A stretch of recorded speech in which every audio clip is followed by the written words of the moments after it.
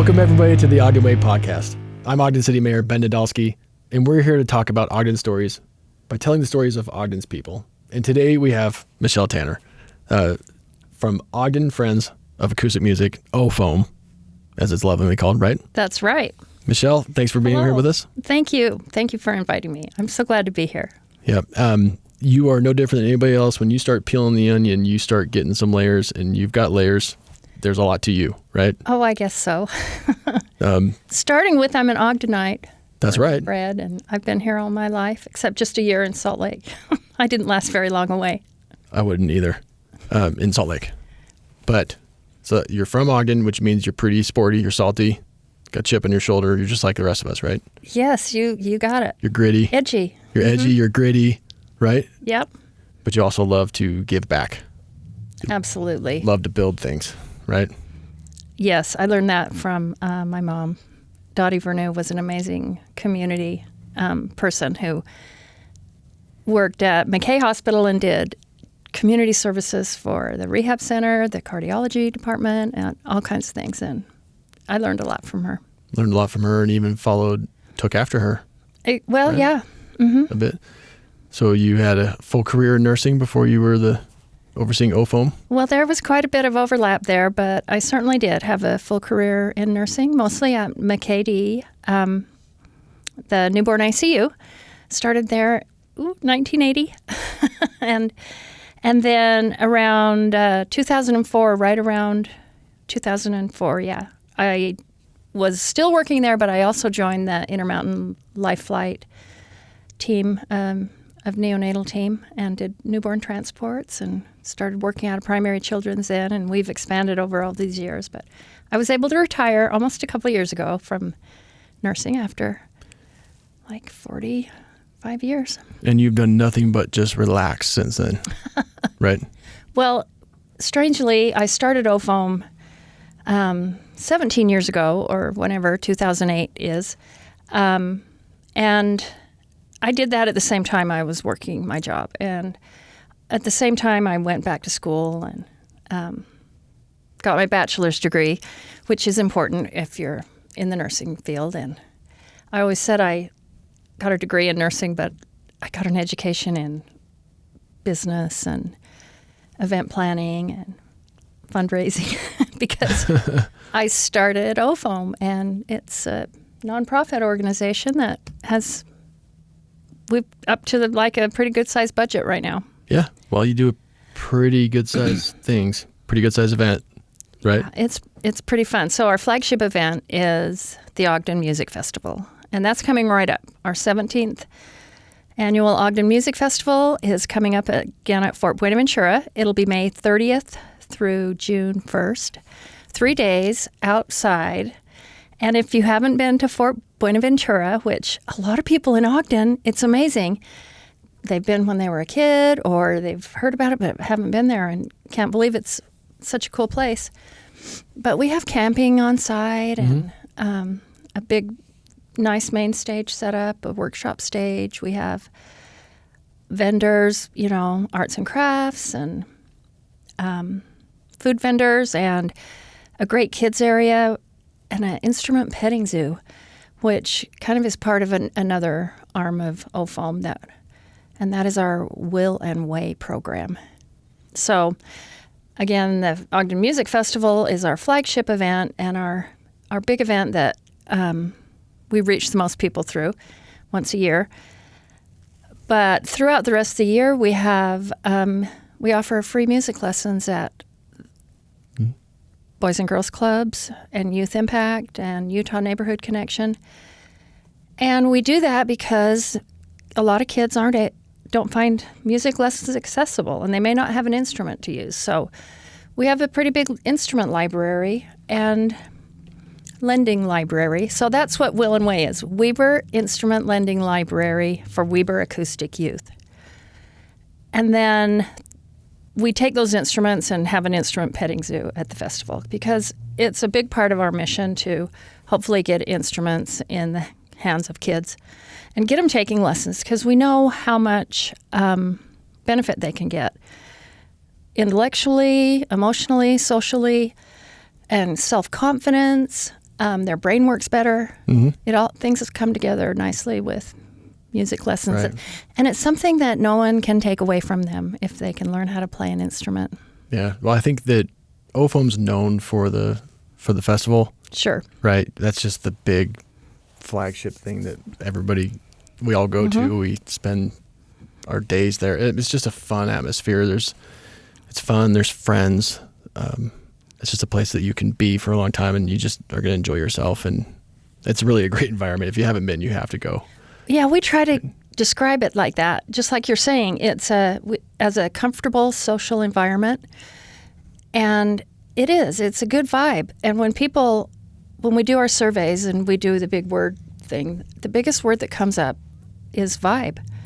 Because it really is a good vibe. It's relaxing and chill, and you meet other people, and everybody has a good time, all ages. Mm-hmm. Yeah, it's totally family friendly. I bring my kids down. Yeah. My wife and I, you bring your chair, bring a lawn chair, right? Right. I think the lower ones are better. You can get closer if you have a low one. Right.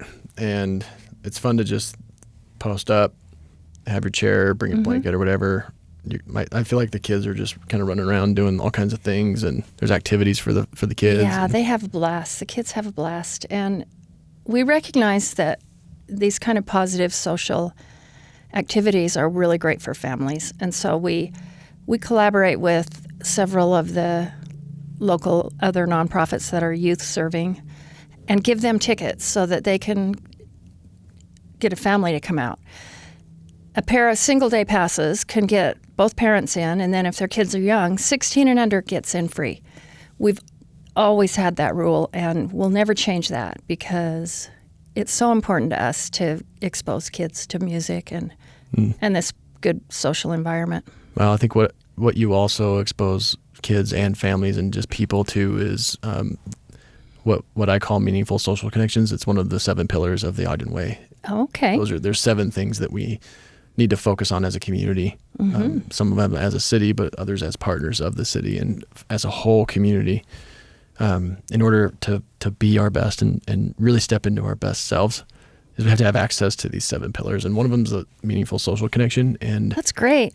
You're right, but that's what I take away from that festival when I go is, I sit there and some of the performance I like more than the others, and like sometimes you really get into one, sometimes you're like, it's okay, and there's just different tastes and likes and flavors in the event, but I always enjoy it because I'm surrounded by people that I know, people that I don't know, but everybody's kind to each other there, right? Which is also kind of the Ogden Way. Like we're a very warm and welcoming people here, and you see and feel and experience that there. It's Ogden. It is. When you're there. It's Ogden, and we really strive for that. From the acts that we book, we started out really strongly as a bluegrass festival because that was what I was used to. Going to a festival that my brother started in Flagstaff. He actually influenced me to start this one. But as the years went by, I realized that's a lot of bluegrass and it's not for everybody. And, Ogden has a lot of diversity and a lot of different likes and things. So we started changing it up, and we're so glad that we have. And it really does make it fun. Friday night's usually kind of more of a rockin' night, and people get a little more up and dancing. Saturday, though, is a lot of acoustic music, but it's not all that. And we bring the best of acoustic music from around the country and even around the world to our event. But you even bring mariachi music and absolutely. Cultural offerings to it too. Okay, so a few years back, I realized we have a huge population in Ogden that we're not serving. And 30% of our population is Hispanic, Latinx, and Arlene Anderson joined our board, my old friend, who used to also work with me in the newborn ICU,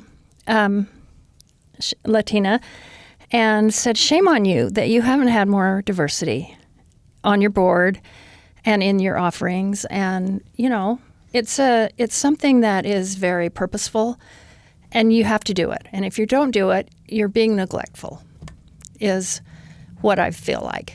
And same thing when it comes to booking music. And this year we have both a mariachi band from Salt Lake, Mariachi Fuego. That's a youth band. And actually their band leader, Mark Huancas, teaches for us at Youth Impact. He and his daughter Connie. Amazing. And then we have a band from New Mexico, Lon Pinon, that brings real traditional music from that part of the country, and it's lovely music. So we're trying. We book a lot of women on stage. That's very important to us. So and very thoughtful too. So we're searching for this diversity. Yeah. So Arlene Anderson, also school board member. Right? Yes. Mm-hmm. School board member, Arlene, passionate community member, passionate supporter of cultural diversity, etc. You wouldn't look at me and think diversity, right? But it's actually, I became much more engaged with the festival when you started to do that. Not that I don't like bluegrass, but I'm like, It's just, there's only so much for me. So when you guys started to bring more diversity, I found more interest there, and I started to have more fun at the event, and I stayed longer and came back another day after. Oh, that's great. Yeah. And so that diversity doesn't just appeal to diversity, right? It appealed to me because to me that diversity is also Ogden. Mm-hmm. And I don't know, I've just never really been like a one type music guy. I don't really have that in my life. I just like entertainment. I like performance. I like the arts, and I like to watch people and be around good people.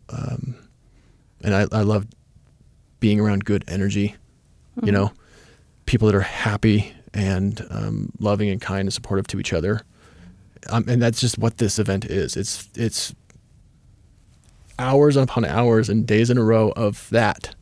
So if you like any of those things, this is for you, right? Right. And the people who I think enjoy it more than any in some way are our volunteers who are working, and they don't have to work too much to get their 3-day pass, but it's a pretty good deal. So if the price of the festival seems high, there's great volunteer opportunities, and then you have a little bit of ownership. A little bit of that is yours, and you might say to your friend, "Well, my festival. This is my festival." We hear that a lot, and it just warms my heart whenever I hear people that work with us say "my festival," because it is. It is. It's our town. Like, this is my town. It's our town. Ogden raised me, right?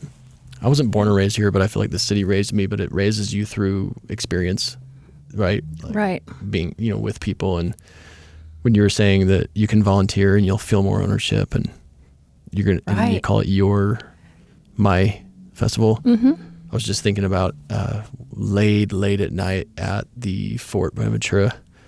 Back when I was a volunteer at the Goal Foundation, we were organizing and running in the Hurt and the Dirt, and I've never been more tired in volunteering before, or dirtier, or happier, or more fulfilled, right? Yeah. And those are the times that I got to know Mike McBride. That's when you build connection with each other. It's meaningful social connection. It's not just through events. It's not just through music and arts. It's also through giving and sweating and volunteering and serving, right? It is. And that really is an Ogden thing, I think. And it was a long time before I volunteered. I raised 3 kids, and who's got time to volunteer? It was kind of foreign to me, despite what my mom had instilled in me of a sense of community. But it was the Olympics that came around that I first volunteered. And that's like the event of the world, right? And such hard work. 5 a.m. to get on the course crew of the men's downhill, to be up on the mountain. And day after day I was exhausted, but it was very meaningful. And it's a slippery slope.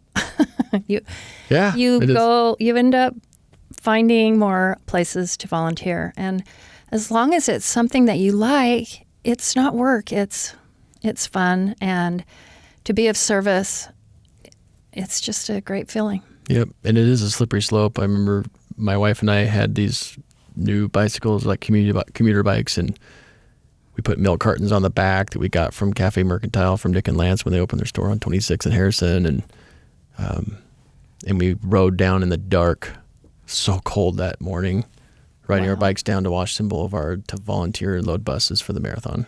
Oh, right. I did that for the first time last year. Did you? And the notice is in, and I haven't signed up yet. And I thought, well, of course I'm going to do it again. Christy, Mike's Christy was there, and, you know, I just got into it. Like, okay, this is how. Right. Load up, and then we're good. Safety third. But you know why that is? Why? Well, it's kind of an EMS sort of thing. First, you need your basic bodily functions of breathing and water and food. And you've got to have fun and some kind of a connection to do anything, just like we're talking about, volunteering or working and then you got to be safe. So it's third. Otherwise, you would just be home if you didn't have those other two things. Just be safe. Just stay here. I'm safe here. Don't do anything else. Yeah, that's fair. I like your mindset. Well, you're more adventurous than you lean on is what I'm guessing. Because, I mean, if you were a life flight nurse, right? There's some adventure You've there. had some adventure in your life. Yeah, and some sleepless times and challenging situations for sure. Yeah, so volunteering is a slippery slope. One day my wife and I were riding downtown. Now I'm the mayor. There was a slippery slope all the way, right? But don't you feel better when you do that? Like, you have to be feeling like, oh, it's a slippery slope. I had this whole career. I retired. Now I'm nowhere near retired because I'm giving so much in my volunteer work. Right? Yeah, it's hard. I mean, I find being the executive director very rewarding, and I'm very proud of what we've built, from the music festival to our Ogden Way program, and we'll talk about Dia de los Muertos in Ogden. Sometime we'll segue to that, I'm sure, but I'll make sure of it. Right, because I know that's one of your favorite things. Yeah, it's very rewarding, but it is exhausting. And so I'm like, I know why I retired when I turned 65. It's because you're tired. And after working a whole lot, you know, I sleep. It took me about a year to catch up from sleep. And I kind of feel like I took about that much time, too, kind of recovering from some PTSD, traumatic experiences with some gnarly transports where, you know, the things that happen to children. And I've always had a good attitude about babies. And I know there's so many things that can go wrong with babies, and not all babies are meant to be here on earth. And there's worse things than going to heaven for some of these babies. And so I've always had that attitude has been my buffer to deal with things, hard times in dealing with newborn intensive care, babies that don't make it and that sort of thing. But the children, it's hard. That's really hard. They're tough. Yeah, we have. Well, first of all, that's an amazing mindset, because it comes from a place of strength. I know you don't just have that mindset; you have to be strong enough to have that mindset. Yeah. But I've noticed for our police and fire personnel, when there's a child involved, that sets them back. Yep. When those come through, the end of watch reports that I get every day, all day. Yeah. When those happen, we have to follow up with those that were involved. And there's been a real cultural change with firemen and EMS on that. They're recognizing that. It used to be 15, 20 years ago, they'd just stuff it. Just bury it, yeah. You know, and there's a real conscientious push for debriefing and follow-ups, and it really helps. Yeah, we were the first city in the state to have peer support for our first responders. Yeah. And I remember Mara on TV talking about that. Yep. I know. Mara was super heavily involved in helping to make all that happen. And that's Mara Brown, Chief Administrative Officer. She runs the whole city for me and with me. She's one of the best humans I've ever met. And I don't say that lightly. I agree. But we're really proud here in Ogden that we were first out in that. And now it's a requirement in every department in the state has to have that That's great. For the police and for fire. Oh, that's great. And when I was working Life Flight, one of my colleagues was working on doing their research and a master's program on hands-on follow-up for PTSD and it takes everybody and it takes buy-in from all of them. But you see these strong men, and when they're the ones that are preaching to the other people listen. It's working. It's coming around. And yeah, they've done a really good job in our department of breaking down the stigma, quote stigma. Yeah, exactly. Of that talking. was the word. Yeah, but so peer support's like our first line of defense, and that's a program that as peers that they volunteer to take training and to be kind of the first person that can reach out and connect and just check on people, like touch point, and yeah. But then we have access to deeper professional counseling resources and crisis management people, and they're professionals. They know what they're doing and they know how to help during the moments of crisis. And I think if people realize how frequent that happens to our people in our departments, they probably have a lot more grace for them. Yeah. But these emergencies with children is one example. Yeah. And I know there's times that you can pin on things if it takes a while for things to set in. It's not that day or even the next day or the next day, maybe the next week, something feels really wrong. And that's when it's important to seek help and talk about it. And if things go for many months, I can't remember whatever, it's going to stick with you the rest of your life. It's really, they've learned a lot about it, and I don't know all the by any means, but that was kind of a piece of advice when I left my group. Was this is real. The PTSD is real. The things we deal with every day is very hard, and don't take it lightly. Talk about things. And anyway. Well, I've never been in life flight. I've jumped from helicopters and wrestled animals, but I've never been in crisis around that. But I've been around our departments long enough now as a mayor, and that's really where my love and respect for our fire department and our police department come from, is watching them go through such challenge so commonly, so frequently. Yeah. And it's not because, they are creating crises. It's just that in the world, when you're in a populated place, there are people somewhere always in crisis. There's always something, isn't there? Right. And it's more regular and common than people realize. Yeah. And that's what they do. They prepare for it and they respond to it and recover from it constantly. Yeah. I have a lot of respect for OPD and OFD. They do an amazing job. They really do. And I also get to experience what they do. I get to see how well they do it. Mm-hmm. But honestly, it's those moments of crisis when they're going through it that bring me more respect. Sure. Even than the job performance part, because they go through it and then they have to, there's always another shift, and they have to keep showing up for the next shift, and they can't be off. They can't. They're not allowed. Yeah. I'm allowed to have an off day. Sometimes it's easier that way, to just keep showing up. Right, but if you don't, talk about it. Right. Or I don't know. I think I'm not one that likes to talk about my feelings to other people, but I do find that once I start talking about what I don't want to talk about, I'm like, I don't like talking about my feelings. I actually start talking about my feelings. Start to talk about it. Right. And I think that's super cathartic for our people. Yeah. And I'm glad that we've developed a culture and we have leadership that supports that and has helped lead out on that in the state of Utah. Yeah. First in the state. It's something to be really proud of. Yeah. That's great. I'm really proud of them, and kudos to prior admin for all that work. Yeah. And one part of that are the support dogs. Yeah. That are at different fire stations and stuff. That's such a wonderful program. Well, I think what we're talking about is being there for each other. Yeah. We're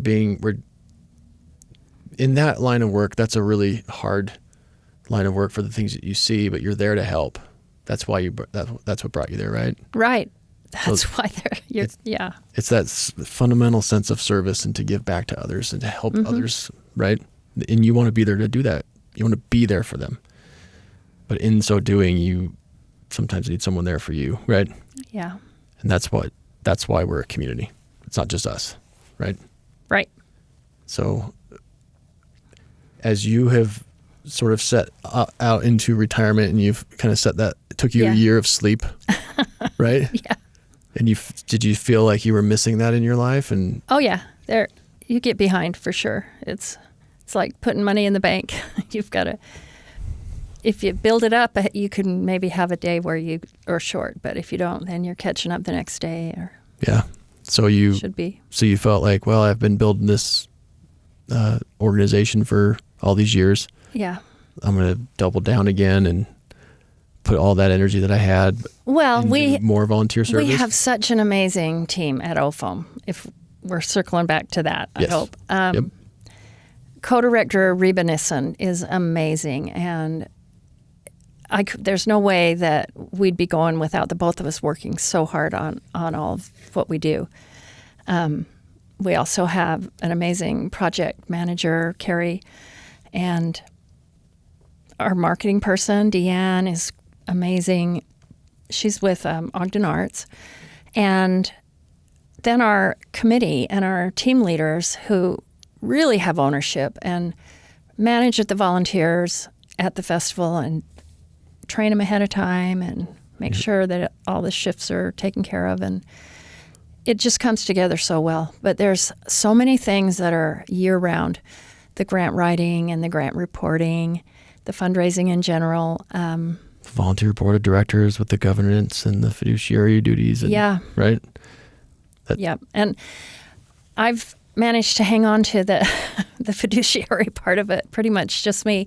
I'm working to train someone on the bookkeeping and that part, but it's hard because it's very detailed, and it's that detailed thoroughness in entering every transaction that allows me to spew out a budget report that I can submit to Ogden Arts, for example, or Weber County Ramp to say this is how our money was spent, and I'm really proud of that because being a nurse and teaching myself that, we got some help one time from SCORE, which is a part of the SBA, the Small Business Association, and it was part of it for the nonprofit part. And he said, "This report is amazing. This is what he teaches in his college level class of how much detail is important. And you can go too far on the detail, counting pencils or whatever, but." I feel good about that, but I'm looking forward to the days when I can pass that off to someone else, and I'm looking forward to when Reba retires in a couple of years from her day job with the Division of Child and Family Services, and she wants to be full-time at this, and we'll find a way to pay, because right now we really don't have employees. We have stipends that are paid, and it's not a living wage, So if we're going to evolve to that stage, we need to figure out how to make that work. And it's pretty scary in this climate of federal cuts. Sure. Really scary. And I don't know how that trickles down to the city and county level, but... Quite a bit. Yeah. So Darn, I was hoping it was... Yeah. Well, I mean, we can talk about that, but... First of all, we got to talk about if she's got a whole career in DCFS, she's going to need a year of sleep too. She's going to need that too, yeah. Right. Her and then recovery time. You're going to hand it off, and it's not just the music festival. There's also Dia de los Muertos that you always have coming. So you've got an annual cycle, right? Right. Did you see how I did that?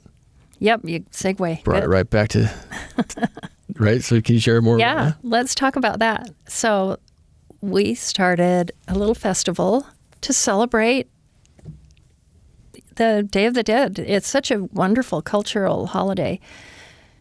People mourn so hard when people die, and it's refreshing to look at it differently, that they're moving on, and this is just as much a part of life as being born is dying, and And to really recognizing the people that you loved and honoring them after they're gone with altars and little items. And so we do that. We build a beautiful altar, and OFOAM brings great music because that's what we do, and we insist on that. And we bring national touring bands in again. We get great support from RAMP, and Ogden City helps us with that as well.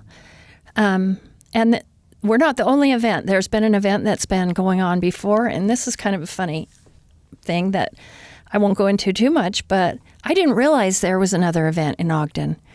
That's how out of the loop I was. And so a couple people approached and they said, let's do this. And I said, great. And even writing the grant, I'm not sure Ogden City recognized that it was a separate event, that there were two different. And I did. But great. Oh, good. Well, here's the deal. Nobody has rights on the 4th of July, or it's a great event. The more the merrier is the way I look at it. And there have actually been more events picked up. There's up to about 4. So it's great. And each has a different twist and honors different areas in Mexico. And ours, we pride ourselves on the music that we bring and that we're tied with Ogden School District. And so we put their student performers on stage, bagpipers. They're teaching mariachi in classes now. Yep, they are. And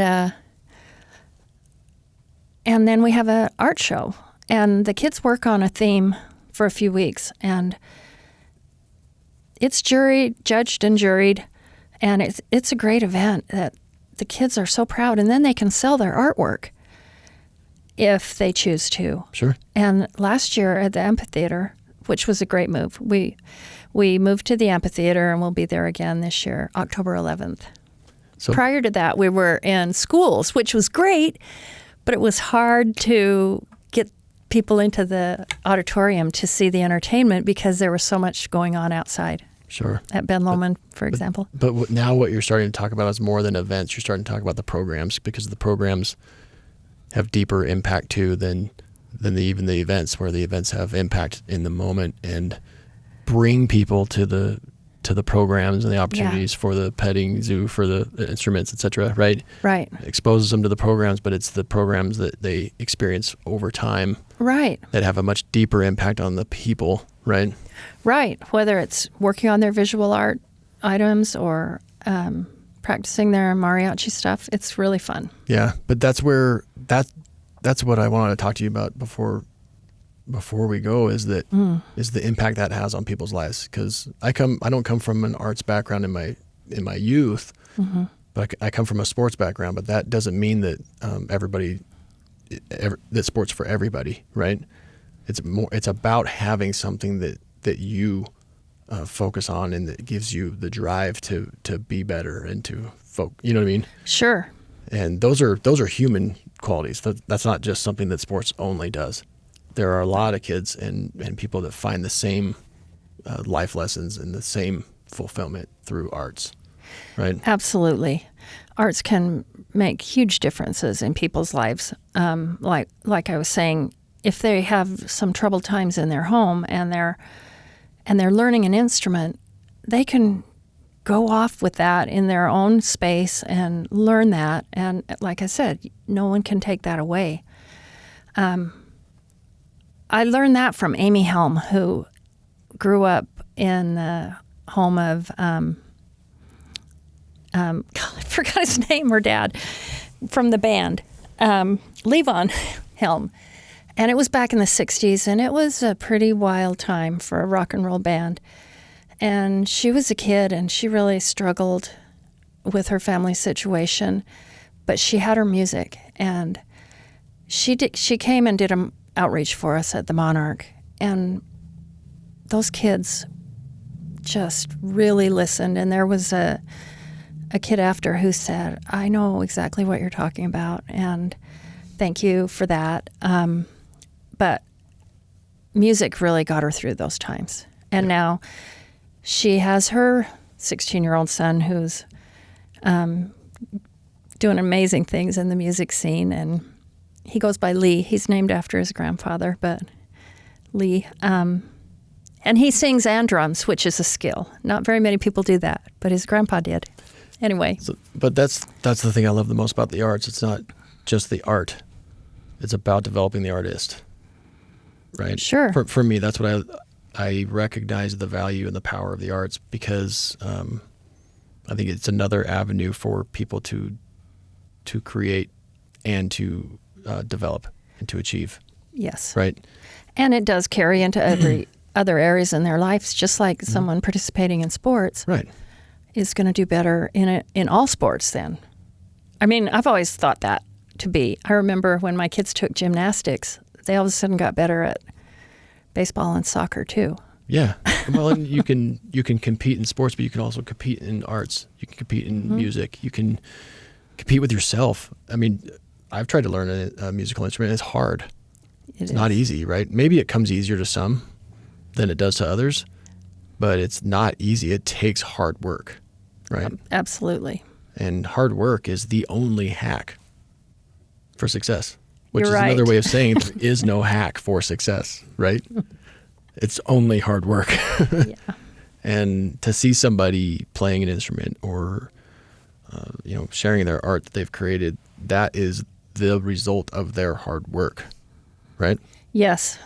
And to me, that's where art is another way to develop ourselves as people, as Ogden. As our people go, Ogden goes. We step into our greatness by being great as people, right?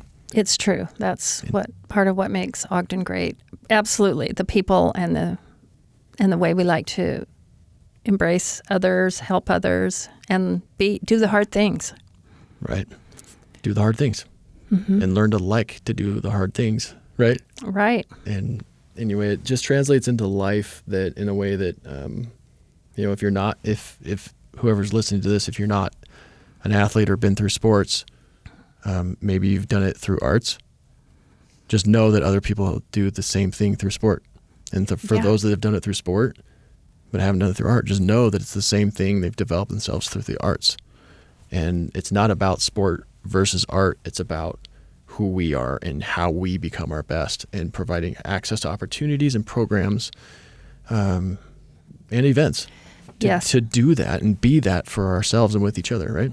Yes, and it helps so much if there's encouragement, because I know kids often don't think a lot of things are cool. Well, what's being cool? I don't know. But if you can learn how to play an instrument, you'll be pretty cool. It's true. Like, all I know. And if you're a good sports player, yeah. It's cool. Yeah. But all I know is I'm dad and I'm not cool. That's all I know right now. But that's what I love about the work that you've done, and why we asked you to be here, is that you've created opportunities. You've created events. You bring people together. You create opportunities for meaningful social connections with each other, just as we talked early on, right? So thank you for that. Well, and I'm just, the stuff going through my mind right now is I really want to shout out to our youth serving after school programs here in Ogden that are amazing. That youth impact blows my mind. Yep. And the Boys and Girls Clubs with all their 10 satellites. And the YMCA. So great. The YMCA, we're trying to work with them and the coming Neighborhood up. Connection.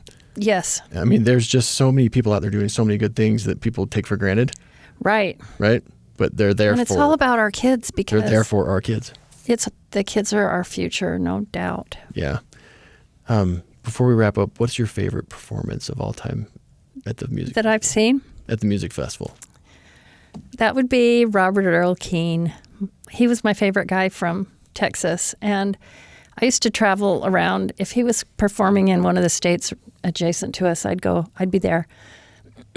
And we got him at our festival. And to be able to announce him on stage as my favorite artist, and it was so great. That was so fun. Yeah. I could tell it was fun just by the way your energy changed when I asked you that and you started to answer it. But. Yeah. And then I have several more, too. I could go on, but a good one coming this year is Marty Stewart and his fabulous superlatives. He just, I haven't seen him live, and that's unusual for me to book a band that I haven't, but all I've ever heard is he's just the best show. So come on out for that. And Sima Funk from Cuba, I have seen, and he's really fun. So, do you want to know my favorite? Yeah, I do. So, you can ask me that question now because you're the night train. You're the radio personality. Oh. Right? I have a show on KRCL, The Night Train, every Monday night. So, for those of you that recognize her voice, now you know. I'm Michelle from Ogden. Now you know. My favorite performance that stands out the most for me, and this is just kind of has to do with why I love the event, is that I'm there around people I like and care about, people that I've built community with and served with. And I'll just never forget when you had a performance by volunteer board members of OFOAM. Yes, that was great. And I got to watch my chief administrative officer, Mayor Brown, play the violin. That was great. I think she was vocalist in the performance too. And to me, that's the one I remember the most and stands out as my favorite because it was it involved and included people that are among my favorite people. That was so great. I'd love to do that again. Yeah. I know who Mike's favorite was too. Who? Elephant Revival. Oh, right? Yeah, we're getting a 100% positive affirmation on that one. I saw them at Telluride last year. They keep getting better and better. They broke up and got back together. Anyway, if you can, go to our website and look at, so that's ofoam.org. Check out all the artists that are coming, and each has a little video attached, so you can see what to expect. But we offer an affordable rate on Sunday for everybody, $25. And we've got some really good talent on Sunday. So that's a thing we do for our community. We call it our community rate. Your community rate? Well, yeah. I think I wrap up every show with a call to action, and I think that you just nailed it. Oh. Go to that website. Say it again. OFOAM.org. OFOAM.org. OFOAM, Ogden Friends of Acoustic Music, OFOAM.org, and buy your tickets for this year's event. Mark your calendar. Make sure you go.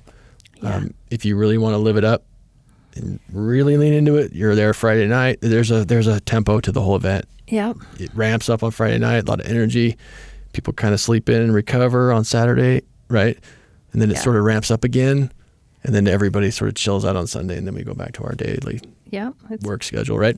We let you out a little early Sunday so you can recover. Right, so you can go settle down and get back and get ready for your week ahead in a better place, right? I want to shout out to Yesenia, who runs a Dia de los Muertos event. She's doing an amazing job organizing that. I know Yesenia, her daughter and my daughter are friends. Oh, nice. Yeah. Her daughter's adorable. She is super cute kid. Good people. Good people. They make up a good town. Yes. Ogden's a great place. Michelle Tanner, thank you for joining us today. Thank you, and thanks for all you do, Mayor. No, it's a privilege to do it. It gives me energy to give to others, to serve. Nice. And I sense that from you too. And thanks for coming out of retirement. Thanks for sleeping it off for a year, but coming back and doubling down again. It's worth it. Yeah, I know. And you'll miss it when you phase out again too, right, and hand it off. But thanks for everything that you are and everything you do. All the opportunities you give us as a community to come together, and all the programs that you create to give kids and to give families an opportunity to be their best selves. Arts is a pathway to greatness for many, many people, and we're proud to be a community that supports it, right? Yes, we are proud. Very proud. Thanks. Yep. This is the Ogden Way Podcast. I'm Ogden City Mayor Ben Nadolski. This is Michelle Tanner, and we're signing off today. And thank you for being here. Make sure you get out there, give back. The Ogden Way, it starts with you. It always ends with us.